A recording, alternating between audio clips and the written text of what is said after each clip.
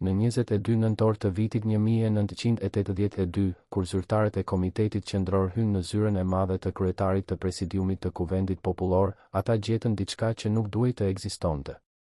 Në sirtarin e poshtëm të tavolinës së punës, të mbyllur me çelës, ndodheshin kopje të letrave personale. Ishin letra që Haxhi Lleshi i kishte dërguar Enver Hoxhës gjatë muajve të fundit, letra që kur nuk kishin marrë përgjigje.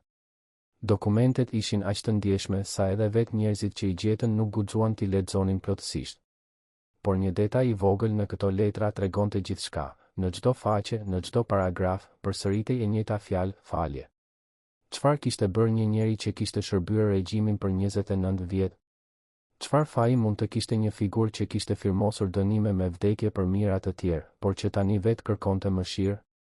Dhe më e rëndësishmja, pse Enver Hoxha, njeriu që e kishte mbajtur Lleshin në pushtet për gati 3 dekada, vendosi ta shlyejë nga ekzistenca pa asnjë shpjegim? Për ta kuptuar këtë heshtje, duhet të kthehemi në ditën kur gjithçka ndryshoi. 22 nëntor ishte një ditë e zakonshme dimri në Tiranë, por për Haxhi Lleshin ishte dita kur bota e tij u shem. Ai u zgjua në orën 6:30 të mëngjesit, ashtu siç kishte bërë çdo ditë për 30 vjet. Në tavolinën e mëngjesit e priste gazeta Zëri i Popullit, e palosur me kujdes nga shërbëtorja. Por atë mëngjes, telefoni nuk ra. Zakonisht, sekretarja e tij nga presidiumi telefononte në orën 7 pikë për të konfirmuar programin e ditës. Atë mëngjes, heshtja ishte e çuditshme, por Lleshi nuk e kuptoi menjëherë se çfarë po ndodhte. Ai u nis drejt zyrës së tij në pallatin e brigadave, duke menduar se ndoshta kishte një problem teknik me linjat telefonike. Kur makina e tij zyrtare hyri në oborrin e brendshëm, ai pa se vendi i tij i parkimit ishte zënë nga një makinë tjetër. Shoferi u ngatërua, por një oficer i sigurimit që rrinte në hyrje ju afrua dhe i tha me një zë të ftohtë: "Shoku Haxhi, ju presin në sallën e mbledhjeve." Lleshi hyri në sallë dhe gjeti vetëm 3 njerëz, një sekretar të Komitetit Qendror, një përfaqësues të sigurimit të shtetit dhe një noter. Asnjë shok i vjetër, asnjë fytyrë miqësore. Ata i lexuan një vendim të shkurtër: "Për arsye shëndetësore dhe moshe të përparuar, shoku Haxhi Lleshi lirohet nga detyra e kryetarit të Presidiumit të Kuvendit Popullor." Ai nuk kishte asnjë sëmundje të rëndë. Ai ishte gati 70 vjeç, por ende i fuqishëm. Por askush nuk e pyeti nëse ishte dakord. Askush nuk e falenderoi për shërbimin. Thjesht i dhan një letër për ta firmosur dorëheqjen e tij vullnetare. Kur u kthye në shtëpi atë pasdite, Haxhi Lleshi gjeti se telefoni i tij shtëpiak ishte i heshtur. Ai e ngriti receptorin, por nuk kishte zë. Linja ishte prerë. Ditët e para pas shkarkimit, ai priste që dikush nga Komiteti Qendror të telefononte për t'i shpjeguar arsyet. Priste që Enveri, njeriu që e kishte mbajtur në atë post për 30 vjet, të dërgonte të paktën një mesazh. Por nuk erdhi asgjë. Vetëm heshtje. Një heshtje që filloi të peshonte mbi të si një gurvari. Fqinjet që më parë e përshëndesnin me respekt, tani ndëronin rrugë kur e shihnin. Ish kolegët që kishin darkuar në shtëpinë e tij, tani shtireshin se nuk e njihnin. Edhe shërbëtorja që kishte punuar për familjen Lleshi për 15 vjet, një mëngjes nuk erdhi më. Askush nuk e shpjegoi pse. Thjesht u zhduk, sikur të mos kishte ekzistuar kurrë. Lleshi e kuptoi se diçka shumë më e rëndë po ndodhte. Ky nuk ishte thjesht një largim nga detyra. Ishte një fshirje nga historia. Dhe ai nuk e dinte pse. Në muajt që pasuan, Haxhi Lleshi filloi të shkruante letra. Letra të gjata, të shkruara me dorë, dërguar drejt për drejt në adresën personale të Enver Hoxhës. Në këto letra, ai nuk kërkonte të kthehej në detyrë. Ai kërkonte vetëm një gjë, të dinte se ku kishte gabuar. Shoku Enver, shkruante ai në njërin prej tyre, unë kam shërbyer partinë me gjithë zemër për gjithë jetën time. Nëse kam bërë ndonjë gabim, nëse kam thënë ndonjë fjalë të gabuar, nëse kam vepruar në mënyrë që ka dëmtuar partinë, ju lutem më tregoni. Unë dua të di se çfarë kam bërë keq që të mund të kërkoj falje. Por asnjë përgjigje nuk erdhi. Ai shkruante përsëri. Shoku Enver, unë nuk kërkoj asgjë për veten time. Kërkoj vetëm një takim me ju, ballë për ballë, që të më shpjegoni. Unë nuk mund të jetoj pa ditur sepse më keni braktisur. Përsëri heshtje. Ai shkruante edhe një herë, këtë radhë me një ton më të dëshpëruar: shoku Enver, unë jam gati të pranoj çdo faj që më vihet në barë. por ju lutem, mos më lini në këtë errësirë. Më thoni se çfarë kam bërë që të mund të vdes i qetë. Por Enveri nuk i ktheu kurrë përgjigje. As një fjalë. As një rresht. As një shenjë se kishte lexuar letrat. Haxhi Leshi u kthye në një fantazm të gjallë, një njeri që kishte ekzistuar dikur në qendër të pushtetit, por që tani ishte fshirë nga kujtesa kolektive, sikur të mos kishte qenë kurrë atje.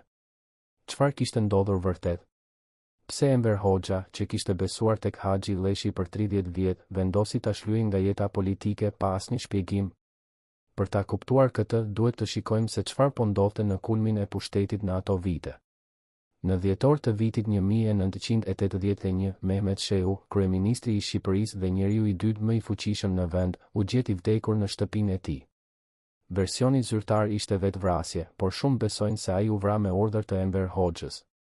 Pas vdekjes së Shehut, filloi një valë e madhe pastrimesh. Kadri Hasbiu, ministri i brendshëm dhe shefi i sigurimit të shtetit, u arrestua dhe u ekzekutua. 10 zyrtar të lartë që kishin pasur lidhje me Shehun u zhdukën nga skenë. Enver Hoxha po pastronte gardën e vjetër për t'i hapur rrugën pasardhësit të tij të zgjedhur, Ramiz Alia. Dhe Haxhi Leshi, edhe pse nuk kishte qenë kurrë pjesë e grupit të Mehmet Shehut, ishte një pengesë. Ai kishte qenë kryetari i shtetit për 30 vjet. Ai kishte influencë të madhe, veçanërisht në veri të vendit, në Dibër, ku kishte luftuar si komandant partizan. Nëse Ramiz Alia do të merrte pushtetin absolut, Haxhi Leshi duhej të largohej. Por pse Enveri nuk e arrestoi? Pse nuk e akuzoi për agent të huaj ose tradhtar, ashtu siç kishte bërë me të tjerët? Sepse Leshi nuk kishte bërë asgjë konkrete që mund të përdorej kundër tij. Ai kishte qenë gjithmonë besnik, gjithmonë i bindur, gjithmonë i heshtur. Nuk kishte asnjë provë që ai kishte komplotuar kundër Enverit. Dhe pikërisht për këtë arsye, Enveri zgjedhi një dënim më mizor, heshtjen. Duke mos e arrestuar, por duke e injoruar plotësisht, ai e ktheu Haxhi Leshin në një kufon politike, një njeri që ishte gjallë, por që nuk ekzistonte më. Në vitet që pasuan, Haxhi Leshi jetoi në një izolim të plotë. Ai nuk u arrestua kurrë, por as nuk u lirua kurrë nga frika. Çdo ditë, ai priste që makina e zezë e sigurimit të shtetit të vinte ta merrte natën, ashtu siç kishte ndodhur me Kadri Hasbiun dhe Feçor Shehun. Ai flinte me frikë, duke u zgjuar në çdo zhurmë të makinave që kalonin në rrugë. Por arrestimi nuk erdhi kurrë. Dhe kjo ishte tortura më e madhe, të mos dish nëse je i sigurt apo në rrezik, të mos dish nëse do të jetosh një ditë tjetër apo do të zhdukesh pa gjurmë. Letrat që ai shkruante për Enver Hoxhën nuk ishin thjesht kërkesa për vëmendje. Ato ishin një mekanizëm mbijetese. Duke shkruar, duke kërkuar falje, duke treguar nënshtrim absolut, Leshi shpresonte se do të shpëtonte nga fati i Kadri Hasbiu. Por Enveri nuk lexoi kurrë letrat. Ose nëse i lexoi, nuk ju përgjigj kurrë. Dhe kjo heshtje ishte më e fortë se çdo dënim me vdekje. Sepse Haxhi Leshi nuk vdiq fizikisht, por vdiq si person. Ai u kthye në një hije, në një kujtim të fshirë, në një emër që askush nuk guxonte ta përmendë. Por çfarë mendonte Enver Hoxha për gjithë këtë? A e dinte se Haxhi Leshi po i shkruante letra? A i lexonte ato, apo i hidhte në zjarr pa i hapur? Dhe nëse i lexonte, çfarë ndjente? A kishte ndonjë pendim, apo thjesht indiferencë të plotë? Këto pyetje nuk kanë përgjigje të sigurta, sepse Enveri nuk la asnjë shënim për Haxhi Leshin në ditaret e tij të fundit. Por ka një teori që shumë studiues e konsiderojnë të besueshme. Ramiz Alia, njeriu që zëvendësoi Leshin si kryetari i presidiumit, ishte filtri mes Enverit dhe botës së jashtme në vitet e fundit të diktatorit. Enveri ishte i sëmur, i dobësuar dhe nuk takonte më shumë njerëz. Çdo letër, çdo raport, çdo kërkesë kalonte nëpër duart e Ramiz Alis.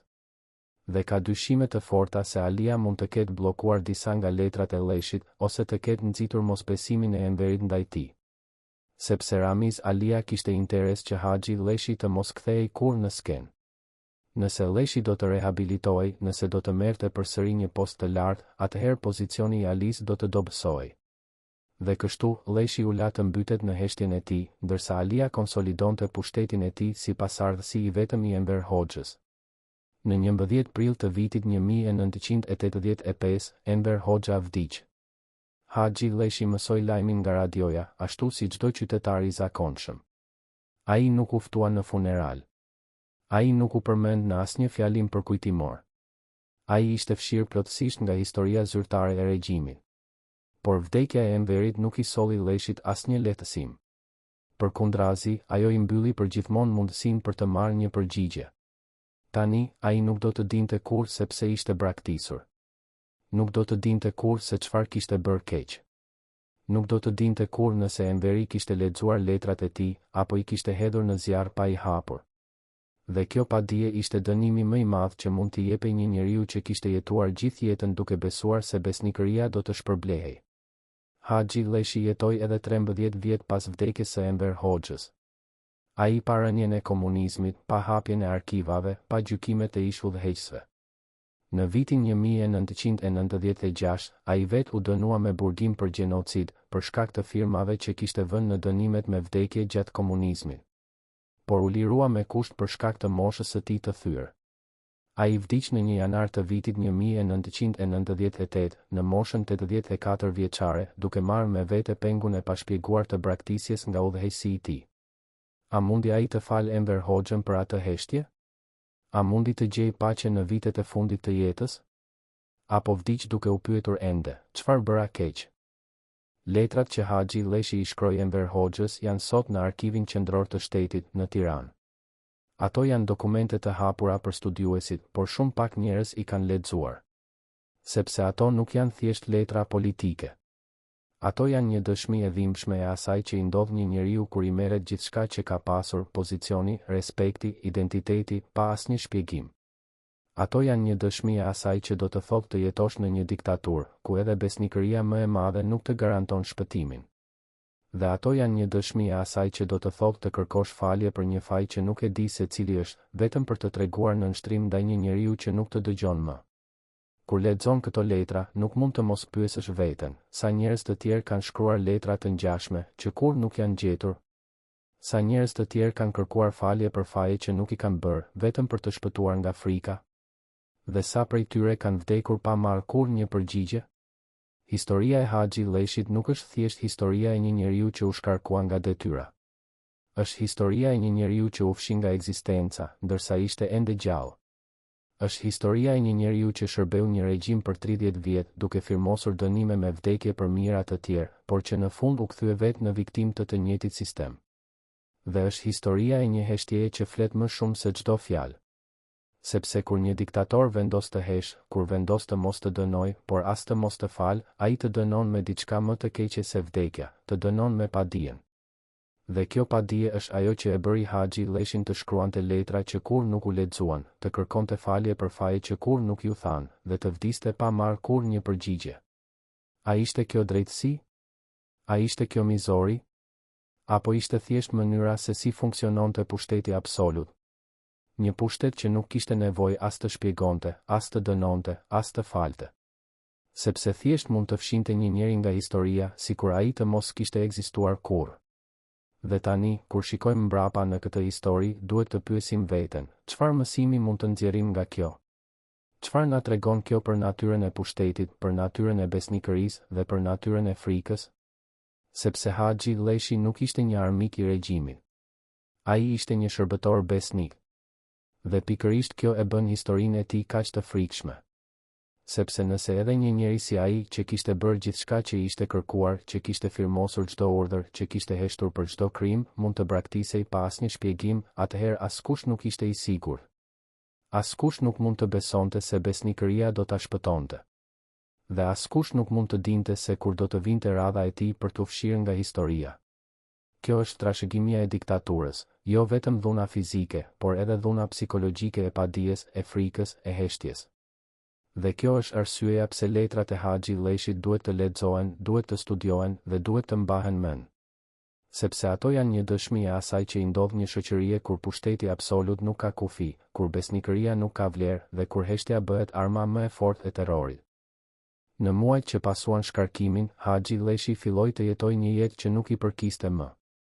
Çdo mëngjes, ai zgjohej në të njëjtën orë si më parë, 6:30, por tani nuk kishte asnjë arsye për ta bërë këtë. Nuk kishte asnjë takim, asnjë raport për të lexuar, asnjë vendim për të firmosur. Vetëm heshtje. Ai ulej në tavolinën e mëngjesit dhe priste gazetën, por shërbëtorja e re, ajo që kishte ardhur pas largimit të asaj të vjetrës, e sillte me vonesë, sikur të mos kishte rëndësi nëse ai e lexonte apo jo. Dhe ndoshta vërtet nuk kishte rëndësi. Sepse emri i tij nuk shfaqej më askund. Asnjë fotografi, asnjë përmendje, asnjë gjurmë se ai kishte ekzistuar dikur në qendër të pushtetit.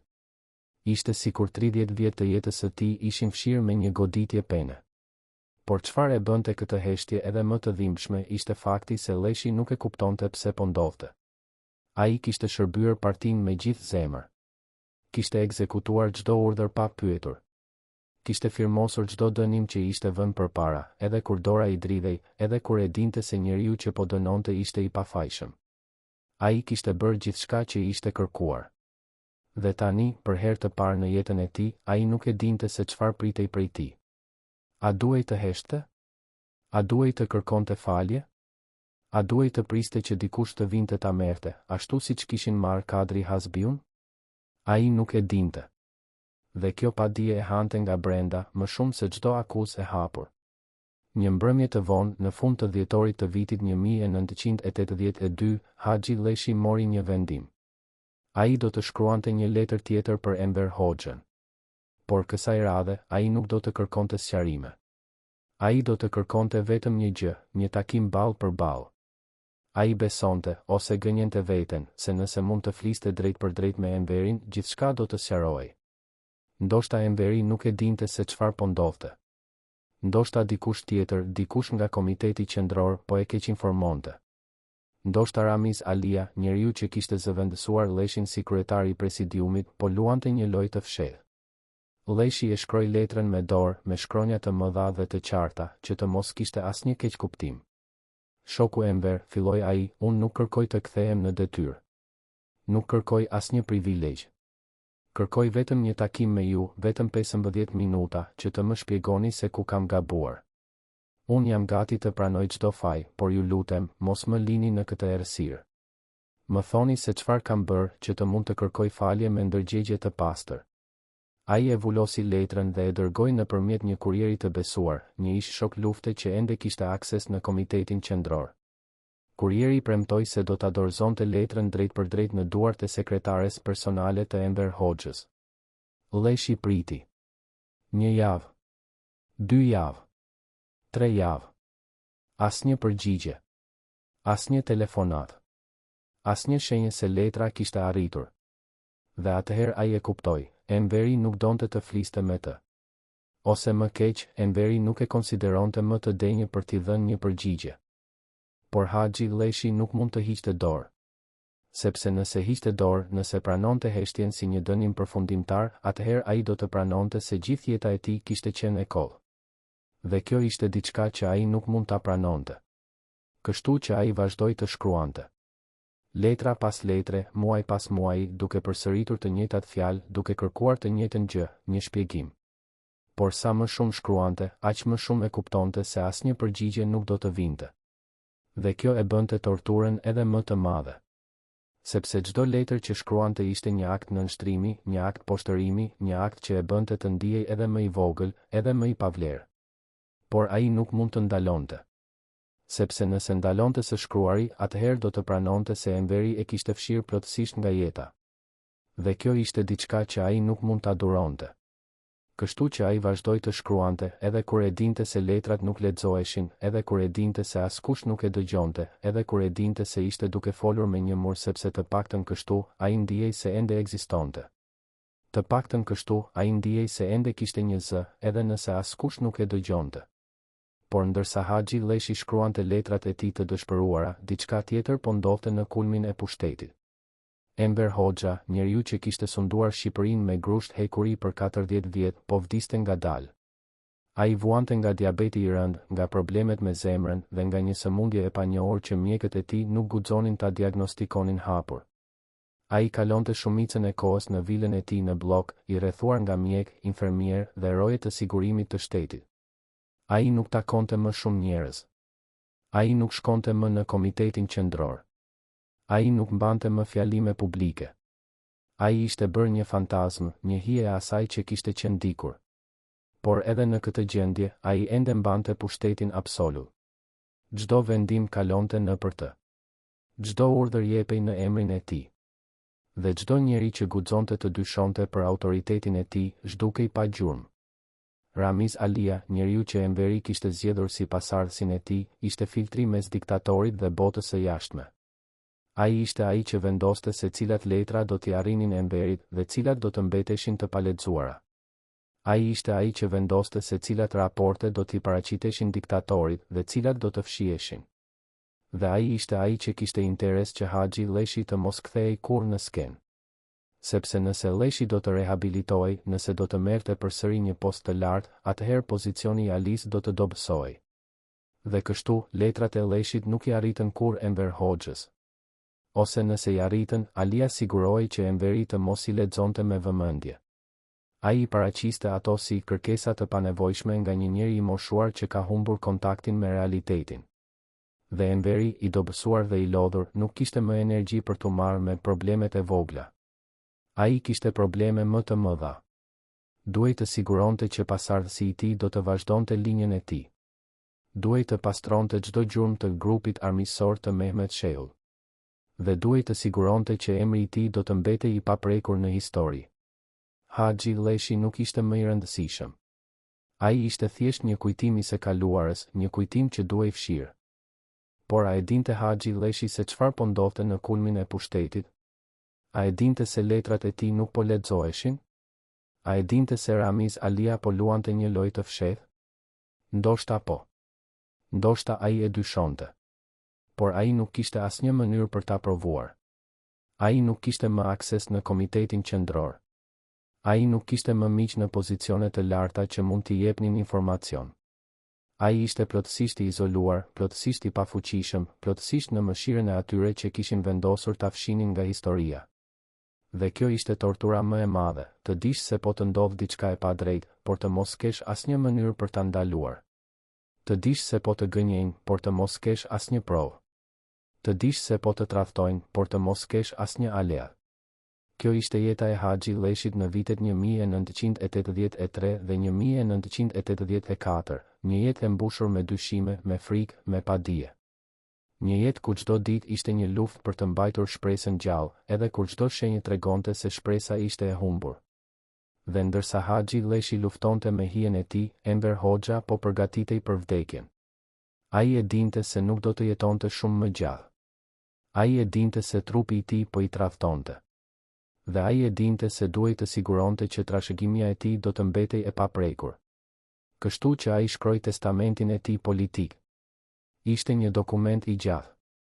Aty shpjegonte pse kishte marrë çdo vendim që kishte marrë, pse kishte ekzekutuar çdo armik që kishte ekzekutuar dhe pse kishte ndërtuar një sistem që nuk lejonte asnjë devijim nga linja e partisë. Në këtë testament, ai përmendi shumë emra. Ai përmendi Mehmet Shehun, tradhtarin që kishte komplotuar për ta rrëzuar pushtetin popullor. Ai përmendi Kadri Hasbiun, agentin e UDB-s jugoslave që kishte infiltruar sigurimin e shtetit. Ai përmendi 10 të tjerë që kishin qenë dikur shokët e tij më të afërt, por që tani ishin shpallur armiq të popullit. Por ai nuk përmendi kur Haxhi Lleshin. As për të mirë, as për të keq. Thjesht heshtje. Sikur Lleshi të mos kishte ekzistuar kurrë. Sikur 30 vjet të shërbimit të tij të mos kishin pasur asnjë vlerë. Sikur ai të ishte thjesht një emër i harruar, një fytyrë e zbetë në fotografitë e vjetra, një hije që kishte kaluar nëpër historinë e Shqipërisë pa lënë asnjë gjurmë. Dhe kjo ishte dënimi më i madh që Enveri mund t'i jepte Lleshit, jo akuza, jo ekzekutim, por fshirje të plot nga kujtesa. Sepse nëse je akuzuar, të paktën emri yt mbetet në histori si një armik. Por nëse je fshir, atëherë nuk je asgjë. Thjesht asgjë. Në arkivat e Komitetit Qendror, në një dosje të vulosur me kodin sekret i veçantë personale, ruhen dokumentet që askush nuk duhet t'i shihte kurrë. Këto nuk janë raporte operative. Nuk janë vendime politike. Janë diçka shumë më e rëndësishme, janë kartelat mjekësore të Enver Hoxhës nga vitet 1980 deri në 1985. Në këto kartela, me shkrim mjeku, janë shënuar simptoma që diktatori nuk donte t'i dinte askush. Presioni i lartë i gjakut që nuk kontrollohej dot me ilaçe. diabeti që po shkatëronte organet e brendshme. Dhe diçka më shqetësuese, shënime për gjendje të paqëndrueshme nervore dhe reagime të papritura ndaj lajmeve. Mjekët personal të Enverit kishin urdhër të rrept, asnjë diagnozë të mos e shkruanin me emrin e plot. Vetëm kode. Vetëm shifra. Sepse nëse populli do të mësonte se udhëheqësi i tyre ishte i sëmur, nëse do të mësonte se trupi i tij po i tradhtonte, atëherë miti i shokut Enver të pavdekshëm do të shkatërrohej. Por këto kartela tregojnë diçka më të rëndësishme. Ato tregojnë se Enver Hoxha, në vitet e fundit të jetës, nuk ishte më njeriu që kishte qenë dikur. Ai ishte bërë një hije e vetvetes, një trup i dobësuar që mbahej gjallë me ilaçe, një mendje e lodhur që nuk kishte më energji për të kontrolluar çdo detaj. Dhe pikërisht në këtë periudhë, Haxhi Leshi po i shkruante letrat e tij të dëshpëruara. Por ai arrinin ato letra diktatorit që po vdiste? A i lexonte ai, apo dikush tjetër vendoste se çfarë do t'i arrinte dhe çfarë jo? Ekziston një dëshmi e rrallë. Është një intervistë e dhënë në vitin 1998 nga një ish sekretar i Komitetit Qendror, një njeri që kishte punuar në zyrën e protokollit të korrespondencës personale të Enver Hoxhës. Ai tregon se çdo letër që i vinte diktatorit kalonte nëpër 3 filtra. Filtri i parë ishte sigurimi i shtetit që kontrollonte nëse letra përmbante ndonjë kërcënim apo informacion të dyshimshëm. Filtri i dytë ishte sekretariati i Komitetit Qendror që vendoste nëse letra ishte e rëndësishme apo e parëndësishme. Dhe filtri i tretë ishte Ramiz Alia që vendoste nëse letra do t'i paraqitej Enverit apo do të arkivohej pa u lexuar. Ish sekretari tregon se letrat e Haxhi Leshit kalonin filtrin e parë dhe të dytë, por ndaloheshin në filtrin e tretë. Ramiz Alia i lexonte ato, i vuloste me shënimin për arkiv, jo urgjente, dhe i dërgonte në dosjen personale të Leshit pa ia treguar kur Enverit. Pse? Sepse Alia e dinte se nëse Enveri do t'i lexonte ato letra, ndoshta do të ndihej keq. Ndoshta do të kujtonte vitet kur Leshi kishte qenë besnik. Ndoshta do të pyeste veten nëse kishte vepruar drejt. Dhe Alia nuk mund të lejonte që Enveri të fillonte të dyshonte për vendimet e veta. Sepse nëse Enveri do të fillonte të dyshonte, atëherë gjithë plani për pasardhësinë do të rrezikojë. Kështu që letrat e Leshit u fshehen. Jo për të mbrojtur Enverin nga dhimbja, por për të mbrojtur Ramiz Alin nga humbja e pushtetit. Por çfarë po ndodhte me Haxhi Leshin në këtë kohë? Si po jetonte ai ditët e tij në peshën e heshtjes? Një ish fëmijë i familjes Leshi, që sot jeton jashtë Shqipërisë, tregon një detaj që të ngrin gjakun. Ai thot se çdo mëngjes në orën 8 Haxhi Leshi dilte në balkonin e vogël të shtëpisë së tij dhe qëndronte atje për 15 minuta, duke shikuar rrugën. Ai priste postierën. Çdo ditë, për 3 vjet me radhë, ai priste që të vinte një zarf me vulën e Komitetit Qendror. Çdo ditë, për 3 vjet me radhë, postierja kalonte pa ndaluar. Dhe çdo ditë, për 3 vjet me radhë, Haxhi Leshi kthehej brenda me kokën ulur, me shpatullat e rënduara, me shpresën pak më të vogël se ditën e kaluar. Fqini thot se në fillim, Leshi fliste me veten. Ai thoshte, ndoshta sot. Ndoshta nesër. Ndoshta javën tjetër. Por me kalimin e muajve, ai pushoi së foluri. Ai thjesht dilte, priste dhe kthehej brenda. Pa asnjë fjalë.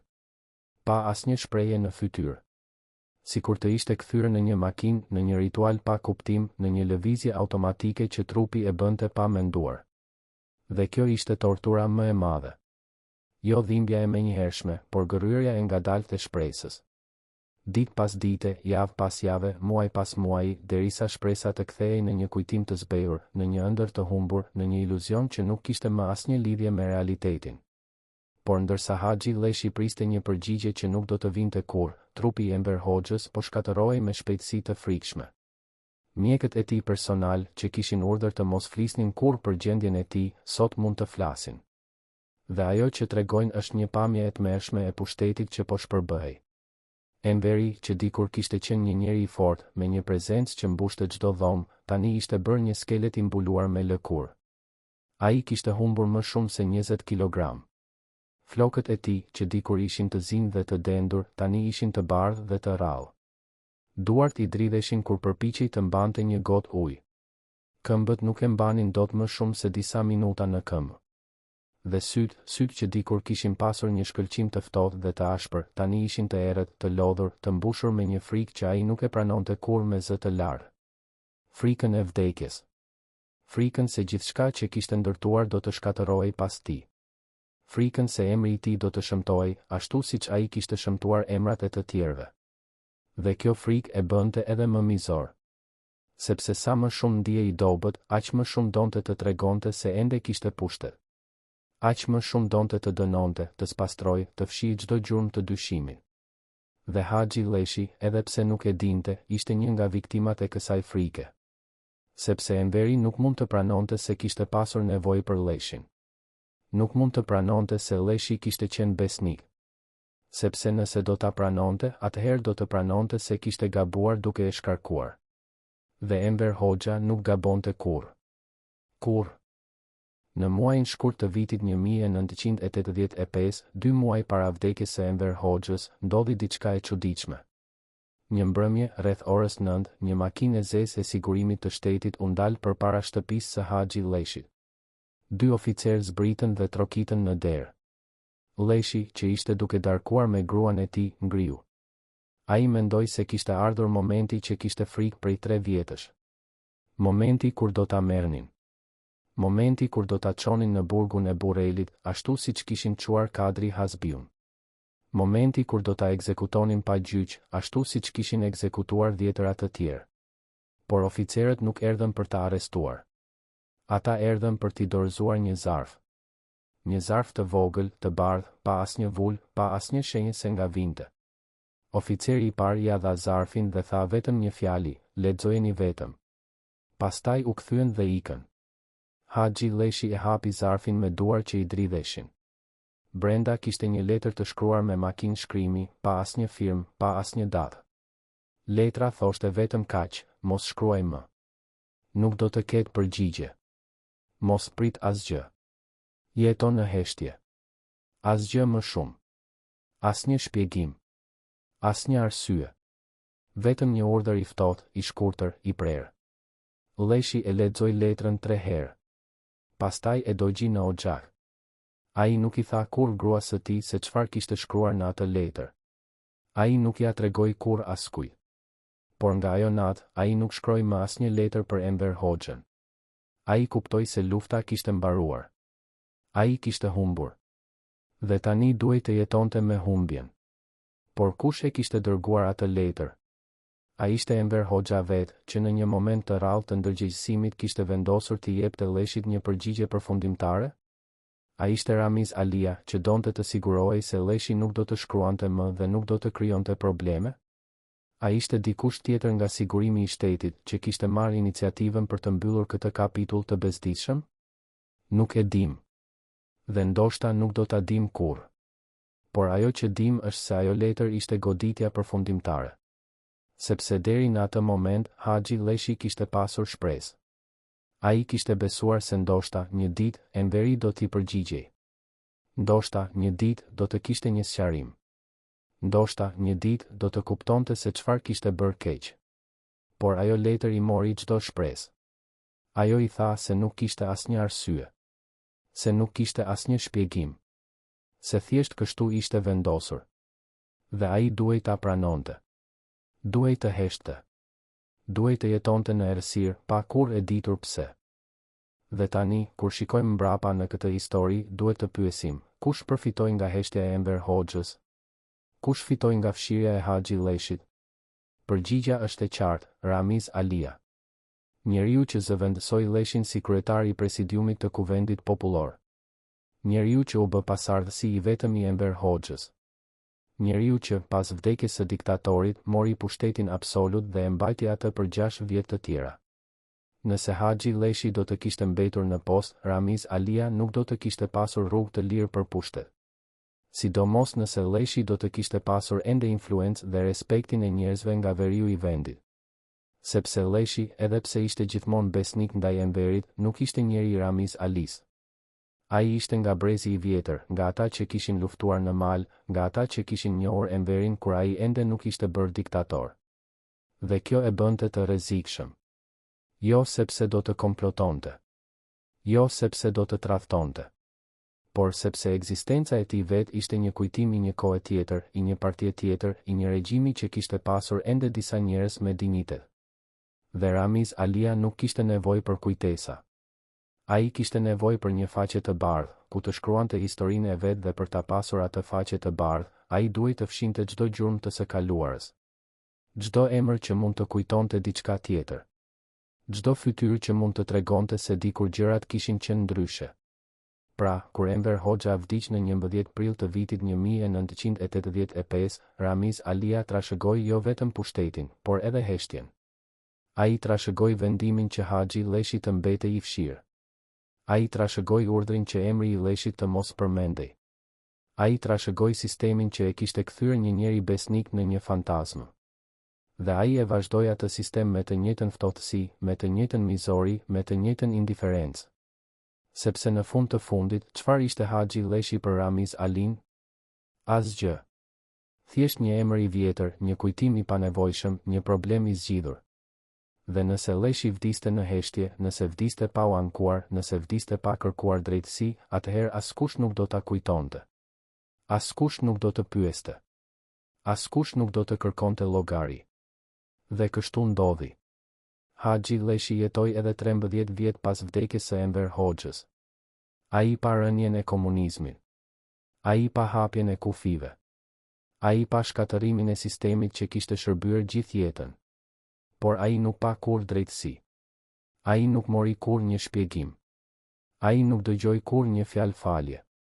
Ai thjesht jetoi në heshtje, në izolim, në errësirë derisa vdiq në 1 janar të vitit 1998, duke marrë me vete pengun e pashpjeguar të braktisjes nga udhëheqësi I tij.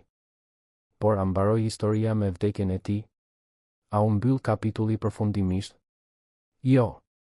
Sepse sot në Arkivin Qendror të Shtetit në Tiranë ruhen letrat që Haxhi Leshi I shkroi Enver Hoxhës. Ato janë atje, të hapura për studiuesit, të hapura për historianët, të hapura për çdo njeri që do të di se çfarë I ndodh një njeriu kur I merret gjithçka pa asnjë shpjegim. Dhe kur I lexon ato letra, kur sheh fjalët e shkruara me dorë, kur ndjen dëshpërimin që del nga çdo rresht, nuk mund të mos pyesësh veten, sa njerëz të tjerë kanë shkruar letra të ngjashme? Sa njerëz të tjerë kanë kërkuar falje për faje që nuk I kanë bërë? Sa njerëz të tjerë kanë vdekur pa marrë kurrë një përgjigje?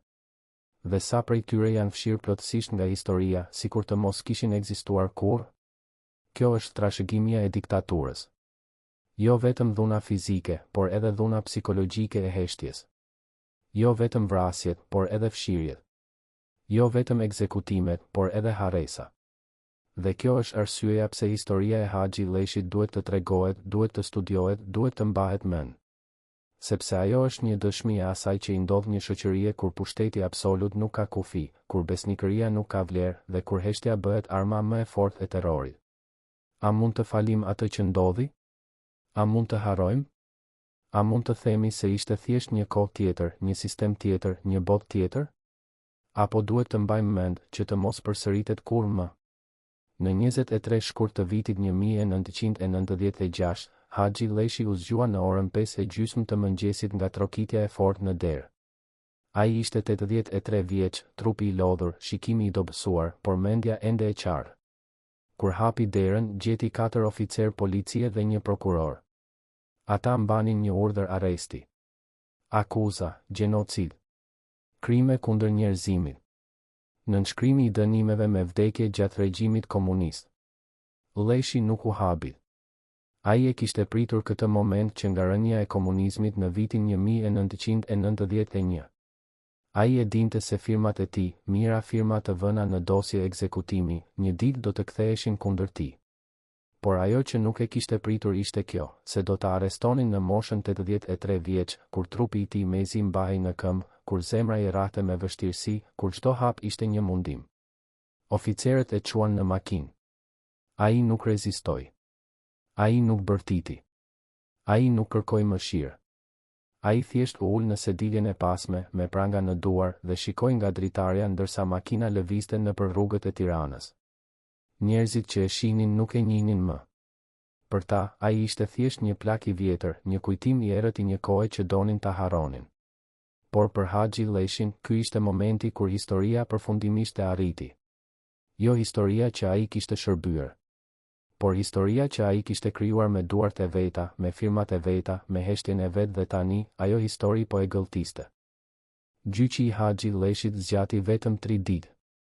Prokuroria paraqiti prova të panumërta, dosje ekzekutimi me firmën e tij, dëshmi të familjarëve të viktimave, dokumente që tregonin se ai kishte firmosur dënime me vdekje edhe për njerëz që nuk kishin bërë asnjë krim. Mbrojtja e tij ishte e dobët. Avokati argumentoi se Lleshi kishte vepruar sipas ligjit të kohës, se ai nuk kishte pasur zgjedhje, se refuzimi i firmës do të kishte çuar në ekzekutimin e tij të vetë. Por gjykata nuk pranoi këtë logjik. Gjykatësi tha, ju kishit zgjedhje. Zgjedhja ishte të mos firmosni. Zgjedhja ishte të thoni jo. Zgjedhja ishte të pranoni pasojat e refuzimit, në vend që të bëheni bashkëfajtor i gjenocidit. Haxhi Lleshi dëgjoi vendimin duke qëndruar në këmbë, me shpatullat e rënduara, me kokën ulur. Ai u dënua me 20 vjet burg. Por për shkak të moshës dhe gjendjes shëndetësore, gjykata vendosi që ai të vuante dënimin në arrest shtëpie. Ai u kthye në shtëpinë e tij, por tani kishte një roje policie përpara derës. Kishte një urdhër që nuk mund të dilte pa leje. Kishte një shenjë të qartë se ishte një i dënuar, një kriminal, një njeri që historia kishte gjykuar dhe kishte gjetur fajtor. Por a ishte ky dënimi që ai meritonte? A ishte kjo drejtësia që viktimat kërkonin? Apo ishte thjesht një akt simbolik, një mënyrë për t'i thënë vetes se e kaluara kishte marrë llogari? Në muajt që pasuan gjykimin, Haxhi Lleshi nuk foli më me askën. Ai nuk dha asnjë intervistë. Ai nuk shkroi asnjë letër. Ai nuk kërkoi falje publike. Ai thjesht jetoi në heshtje, në dhomën e tij të vogël, duke shikuar nga dritarja, duke pritur vdekjen. Por çfarë mendonte ai në ato ditë të fundit? A ndjente pendim për ato që kishte bërë? A kujtonte fytyrat e njerëzve që kishte dënuar me vdekje? A dëgjonte zërat e tyre në ëndra? Apo kishte arritur të bindë veten se kishte vepruar drejt, se kishte qenë thjesht një vegël e sistemit, se faji nuk ishte i tij por i atyre që kishin krijuar sistemin? Nuk e dim. Sepse ai nuk la asnjë ditar. Ai nuk la asnjë dëshmi të shkruar për ndjenjat e tij. Ai nuk la asnjë fjalë falje, asnjë shpjegim, asnjë justifikim. Ai thjesht heshti. Dhe kjo heshtje ishte ndoshta dënimi më i madh që ai mund t'i jepte vetes. Sepse duke heshtur, ai pranoi se nuk kishte asnjë shpjegim që mund të justifikonte atë që kishte bërë. Duke hesh, ai pranoi se kishte qenë bashkëfajtor. Duke hesh, ai pranoi se kishte zgjedhur të shpëtojë veten në vend që të shpëtojë të tjerët. Dhe kjo pranueshmëri e heshtur ishte më e fortë se çdo fjalë që mund të kishte thënë. Por ndërsa Haxhi Lleshi jetonte ditët e tij të fundit në arrest shtëpie, diçka tjetër po ndodhte në arkivat e shtetit. Studiuesit që po shqyrtonin dosjet e regjimit komunist gjetën diçka të çuditshme. Në dosjen personale të Haxhi Lleshit kishte një sër letrash që ai kishte dërguar Enver Hoxhës pas shkarkimit të tij në vitin 1982. Por kishte edhe diçka tjetër, një shënim i shkruar me dorë nga Ramiz Alia, i datuar në mars të vitit 1985, një muaj para vdekjes së Enver Hoxhës. Shënimi thoshte, shoku Enver nuk dëshiron të lexojë më letra nga Haxhi Lleshi. Çdo korrespondencë e mëtejshme të arkivohet pa u paraqitur. Ky shënim provonte se Ramiz Alia kishte qenë filtri që kishte bllokuar letrat e Lleshit. Ai kishte qenë njeriu që kishte vendosur se Enveri nuk do t'i lexonte ato. Ai kishte qenë njeriu që kishte siguruar se Lleshi do të mbetej në errësirë, pa asnjë shpjegim, pa asnjë përgjigje. Por pse? Çfarë kishte për të fituar Ramiz Alia nga kjo? Përgjigja ishte e thjeshtë, pushtetin. Nëse Haxhi Lleshi do të rehabilitohej, nëse do të merrte përsëri një post të lartë, nëse do të kthehej në skenë, atëherë Ramiz Alia do të kishte një rival. Jo një rival që do të komplotonte kundër tij, por një rival që do të kujtonte se kishte ekzistuar një kohë tjetër, një parti tjetër, një mënyrë tjetër e të bërit politik. Dhe Alia nuk kishte nevojë për kujtesa. Ai kishte nevojë për kontroll absolut. Dhe për ta pasur atë kontroll, ai duhej të sigurohej se çdo zë i së kaluarës do të heshte përgjithmonë. Në 28 dhjetor të vitit 1997, Haxhi Lleshi ra në koma. Mjekët që erdhën në shtëpinë e tij konstatuan se zemra e tij po ndalonte. Familja e tij kërkoi që ai të çohej në spital, por mjekët thanë se nuk kishte më kuptim. Trupi i tij ishte shumë i dobësuar. Çdo organ po pushonte së funksionuari. Ishte vetëm çështje orësh. Leshi vdiq në orën 3:20 të mëngjesit në 1 janar të vitit 1998. Ai ishte 84 vjeç. Ai kishte jetuar gjithë jetën duke shërbyer një sistem që në fund e kishte braktisur. Ai kishte firmosur dënime me vdekje për mijëra njerëz dhe në fund vet ishte dënuar si kriminal. Ai kishte kërkuar falje nga Enver Hoxha për një faj që nuk e dinte se cili ishte dhe nuk kishte marrë kur një përgjigje. Ai kishte jetuar në heshtje, kishte vdekur në heshtje dhe historia e tij mbeti e mbyllur në heshtje. Por a ishte kjo fundi i historisë? A ishte kjo mbyllja përfundimtare? Jo. Sepse edhe sot, më shumë se 20 vjet pas vdekjes së tij, pyetjet mbeten. Pyetjet që ai nuk i bëri kur me zë të lartë, por që i mbajti brenda deri në frymën e fundit. Pyetjet që çdo njeri që jeton në një diktaturë duhet t'i bëjë vetes: a mund të shpëtosh duke qenë besnik ndaj një sistemi që nuk njeh besnikëri? A mund të justifikosh krimin duke thënë se ishe thjesht një vegël?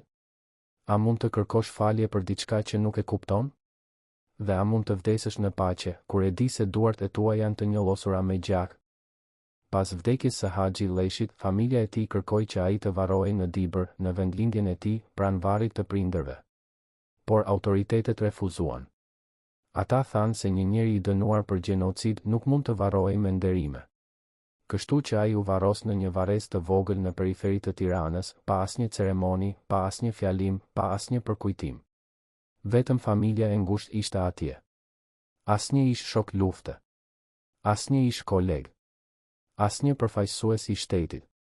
Thjesht një plak i vjetër që u varros në heshtje, ashtu siç kishte jetuar vitet e fundit të jetës. Por çfarë ndodhi me ata që përfituan nga rënja e tij?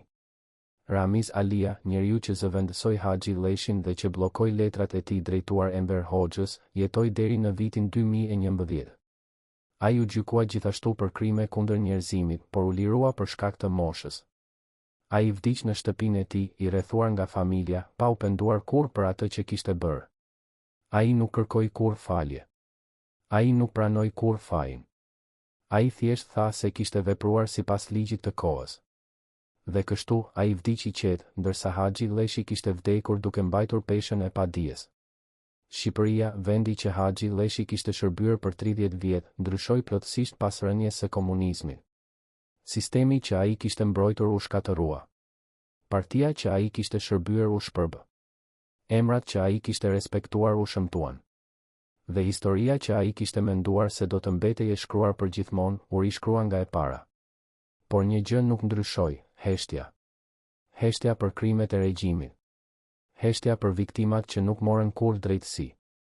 Heshtja për ata që shërbyen sistemin dhe që në fund u bën vetë viktima të tij.